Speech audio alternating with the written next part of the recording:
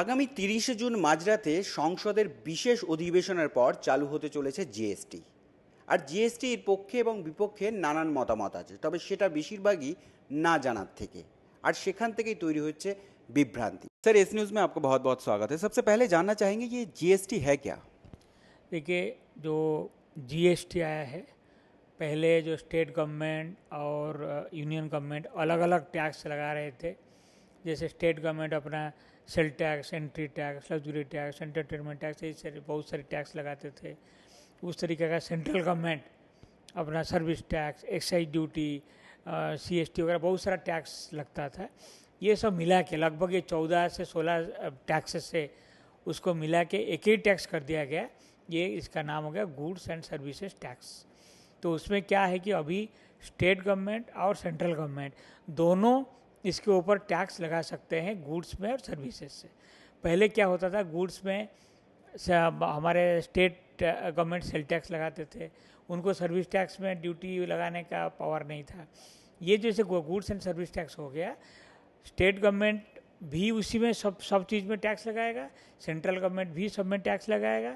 लेकिन ये फ़ायदा क्या है कि आपका all over India same rate of tax रहेगा और एक ही लॉ रहेगा।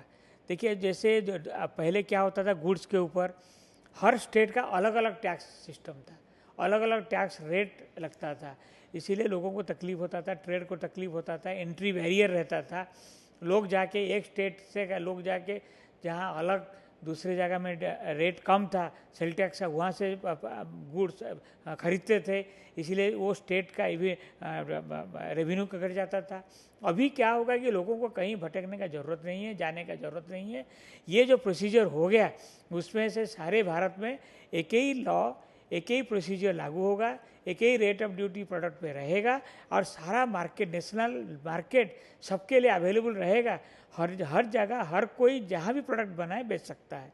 ये ट्रेड को बहुत आराम रहेगा, कंज्यूमर को भी बहुत आराम रहेगा अब लॉन्ग रन में। फायदे की बात आ रहे हैं, मगर इस जीएसटी को लेके लोगों में इतनी कंफ्यूजन कहाँ है? कहीं क्या जीएसटी के बारे में सही से नहीं जानने के लिए क्या हो रहा है? देखिए, क्या है, काफ़ी लोगों को इसमें कन्फ्यूजन पहले था। हम लोगों ने बहुत आउटरीच प्रोग्राम कर रहे हैं, इवन टाउन में जाके, ब्लॉक लेवल में जाके लोगों को समझाने की कोशिश कर रहे हैं जीएसटी का जो अच्छा ही है, जो उनको उसमें क्या सहूलियत मिलेगा, कैसे कॉस्ट कम होगा, आरामदायक रहेगा, ट्रांसपेरेंट लॉ है। जिसमें क्या है कि लोगों का जो पहले अफसर का डिस्क्रिप्शन था, अफसर से जहाँ अफसर से ऐसे जो हरासमेंट का बार बार कंप्लेन आता था, ये सब नहीं रहेगा। ट्रांसपेरेंट सिस्टम हो जाएगा, प्रोसीजर ही बहुत सिंप्लीफाई कर दिया गया है, सारे टेक्नोलॉजी ड्रिवन होगा। तो इसीलिए सबको आराम रहेगा। ये चीज़ें जब हम जाके सबको समझाते हैं, सब लोग बड़े खुशी खुशी से इसको अब इसमें स्विच करने के लिए तैयार हो जाते हैं। मगर मतलब अभी भी कंफ्यूजन है क्या? क्या लगता है? और भी इस कंफ्यूजन को दूर करने के लिए मतलब सेंट्रल गवर्नमेंट की तरफ से या आप लोगों की तरफ से क्या क्या किया जा रहा है? देखिए, कोई अभी कन्फ्यूजन नहीं है, क्योंकि पहले लोगों को मतलब जानकारी ज़्यादा नहीं था, इसीलिए थोड़ा बहुत कन्फ्यूजन था। अभी हम लोगों ने पूरा जानकारी दे चुके हैं, सबको हर चीज़ एक्सप्लेन कर चुके हैं। जो ट्रेड है, एसोसिएशन है, डिफरेंट ट्रेड बॉडीज़ है, हर जगह जाके हम लोग एक्सप्लेन कर रहे हैं। इसी से लोगों का कन्फ्यूजन दूर हो रहा है। ये जितने जैसे उन लोग को हम समझाते हैं, ये देखिए आपको रिटर्न ये इतना सिंपल तरीके से फाइल करना है, आपका इन्वॉइस देखिए इतने सिंपल फॉर्म में भरना है। तो इसीलिए सब अभी उसको समझ गए हैं और किसी के मन में कोई शंका नहीं है।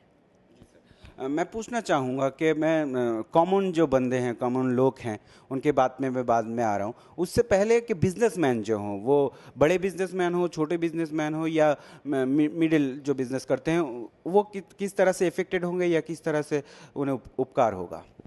देखिए, इसमें सभी को उपकार होगा, इसमें किसी को अफेक्टेड होने का ज़रूरत ही नहीं है। सभी के लिए कुछ ना कुछ इसी में अवेलेबल है और सभी को इसमें फ़ायदा मिलेगा।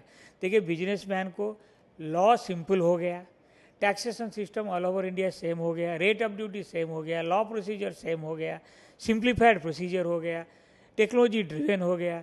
उसको कहीं चिंता करने का ज़रूरत नहीं है। बिजनेस करने के लिए कोई भी स्टेट में जाइए, कोई प्रॉब्लम नहीं है, सब लॉ सेम है।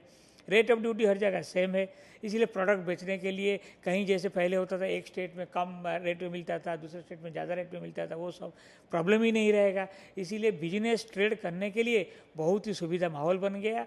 एंड मोर ओवर हम लोगों ने जो अभी उनको पहले जो ड्यूटी पे हुआ है उसका क्रेडिट अलाउ कर देंगे, जिसको कि वो फिर आगे जाके उसको ड्यूटी यूज करने में उनको आसान रहेगा, उसको ड्यूटी पेमेंट पे यूज कर सकते हैं। उससे क्या होगा कि उनके लिए बहुत ही सहूलियत रहेगा और वो लोग भी बड़े सस्ते दर में चीज़ मार्केट में बेच सकते हैं। सर ये क्या हर तरह के बिजनेसमैन के लिए, मतलब अलग अलग अगर थोड़ा सा बताएं। ये प्रोसीजर सबके लिए सेम है, इसमें कोई अलग अलग नहीं है। जो अब आपके जो भी जीएसटी में आएंगे सभी को ये प्रोसीजर फॉलो करना पड़ेगा। ये uniform procedure, uniform law all over the country है। ये तो गई बिजनेसमैन की बात। अब मैं मतलब आम जो जनता है वो किस तरह से इफेक्टेड होंगे इसमें? इसमें देखिए आम जनता को बहुत फ़ायदा मिलेगा, क्योंकि हर चीज़ का जो हम लोगों ने कैस्केडिंग इफेक्ट ऑफ टैक्सेस को हटा रहे हैं, तो उससे क्या होगा कि आम जनता को सस्ते में प्रोडक्ट मिलेगा, गुड्स का रेट कम हो जाएगा और देखिए इन्फ्लेशन कम हो जाएगा। एंड इसमें से देखिए कंट्री का जीडीपी 2 से 3% का ग्रोथ होगा, एम्प्लॉयमेंट जनरेशन होगा, नए नए इंडस्ट्रियलाइजेशन होगा। बाहर से जो लोग पहले इन्वेस्टमेंट करने के लिए इंडिया आने के लिए घबराते थे, क्योंकि लॉ अलग अलग था, प्रोसीजर अलग अलग था, उनको कॉम्प्लेक्स लॉ था, उनको बड़ा आसान हो गया। वो लोग इन्वेस्टमेंट के लिए भी हमारे देश में आएंगे, उसमें से बहुत सारा इंडस्ट्रियलाइजेशन होगा, इन्वेस्टमेंट आएगा, उसी से एम्प्लॉयमेंट जनरेशन होगा एंड उसी से जीडीपी का ग्रोथ भी होगा। ज़्यादा से ज़्यादा लोग टैक्स नेट में आएंगे एंड देश का भी अच्छा ही होगा। ये तो कॉमन मैन की बात गई। बात हो रही थी सेंट्रल गवर्नमेंट की, बात कर रहे थे, और कुछ भूमिकाएं राज्य सरकार की भी है। राज्य सरकार की क्या भूमिका है वो जरा क्लियर जरा करें। ये जो गुड्स एंड सर्विस टैक्स है ये दो तरीके से कलेक्शन होगा। एक तो हो गया इसका कंपोनेंट, एक सेंट्रल जीएसटी है, एक स्टेट जीएसटी है।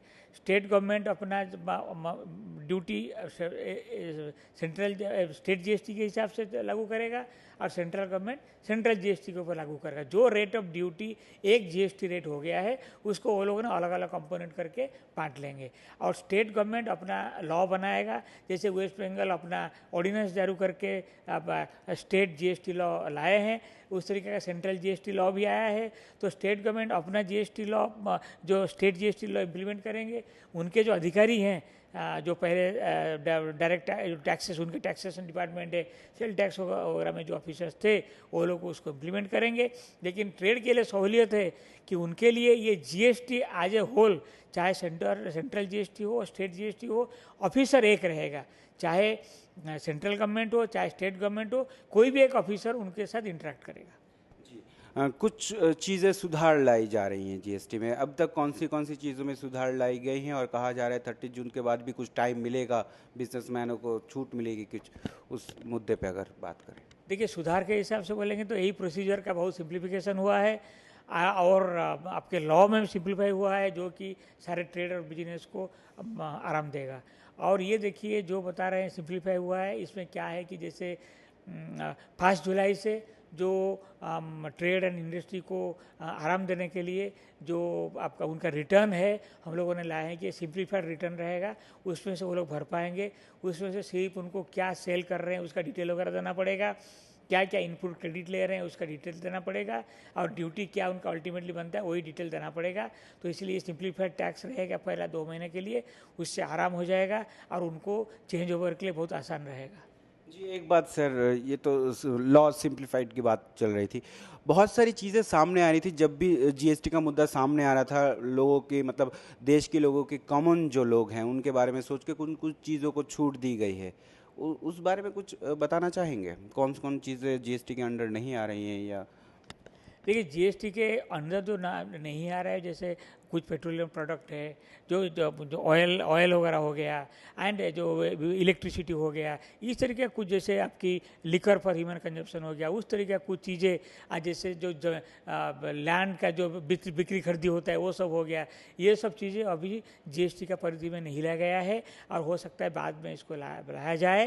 लेकिन उसके अलावा बाकी सब चीज़ें में जीएसटी रेट लागू हुआ है। लेकिन इसमें यही है जो कॉमन मैन का आइटम है, जिसमें रोज़ खाने पीने का चीज़ें है, उसमें 0 रेटेड रहेगा या कम रेट जो 5% रेट उसी में उसको डाला गया है। तो इसीलिए सभी चीज़ें कम रेट में कॉमन मैन को मिलेगा। सर और कुछ बोलना चाहेंगे कि कोई कन्फ्यूजन कोई पॉइंट अगर रहे या लोगों को समझने में कोई परेशानी हो या कॉमन मैन को बोलना चाहें एज ए कमिश्नर आप? देखिए हम लोग चाहेंगे, हम लोग काफ़ी सुविधा केंद्र खोले हैं इसके लिए।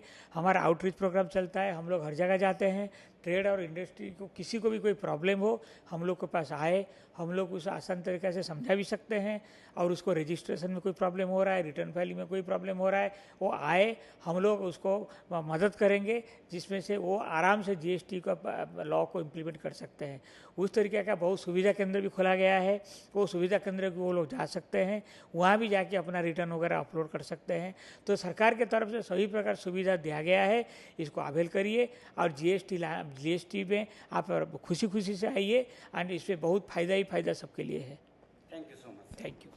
কথা বলছিলাম মিস্টার পান্ডার সঙ্গে, তিনি আমাদের বোঝালেন জিএসটিটা কী এবং বিজনেসম্যানরা কীভাবে জিএসটির দ্বারা এফেক্টেড হবেন, উপকৃত হবেন, এবং এর পরেও যদি জিএসটি নিয়ে কোনো রকম কনফিউশন থাকে, কোনো রকম সমস্যা থাকে, তাহলে তারা সব সময় প্রস্তুত সেই কনফিউশন দূর করার জন্য। দেখতে থাকুন এস নিউজ।